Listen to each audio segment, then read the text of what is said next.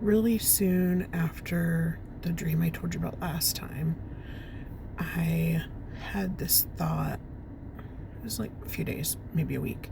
I had a thought, I really want to hug Kat. It doesn't need to be real, but I really want to hug her.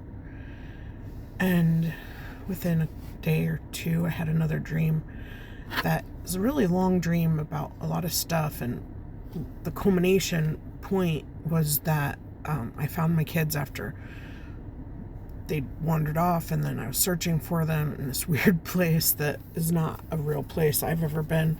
And all my kids were younger, so even my oldest was still with us, and she's like 21 now. So this is if it was any part real, it was way in the past, many years.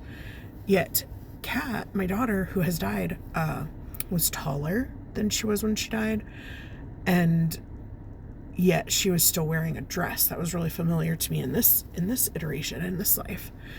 And so I found my kids and I was hugging them, all of them, and when I finally got to Kat, again, there was hand flapping.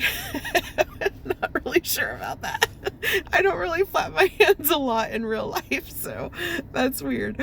And I was hugging her and just hugged her so hard and hard and hard, and for a long time, good more than 20 seconds, which, 20 seconds is like the key for the best hug. That is really nourishing for our bodies. And I woke up again sobbing, and I did not have the same sense, the same feeling of splitness, of me being me and also another version of me. So this is, in my opinion, I believe this is just a dream. This is not me experiencing another timeline or reality or dimension. And so I believe, as a result of these experiences and more that I've had in my life, and more recently since my child died, that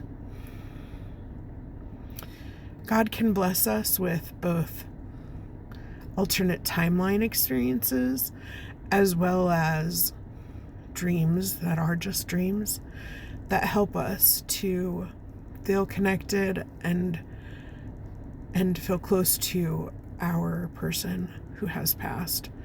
I believe that there are times when, even in those moments where it is just a dream and we know it's just a dream, that our person in their spirit can be with us in that dream. I really do believe that. I believe that my daughter was with me in the one that was just a dream, as well as in the one where she was herself in that dimension. The first dream I told you about, that was Kat. That was my child in a different timeline, in a different parallel reality. And so I was hugging her for real in both instances. I feel maybe she's a little bit more my Kat, my child, in the second dream. Nevertheless, in both cases, I felt very, very happy to be hugging my kid. And it doesn't have to be just a kid. I think that if you have lost a pet, you can hug your pet in your dream or in a waking reality. I think our spirits can travel to other dimensions and parallel realities and whatever.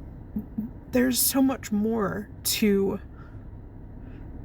reality than what we can, feel and most of us can readily see with our eyes. I wish I had more ways to experience it. I wish I had more of the spiritual gifts that are available, quite frankly.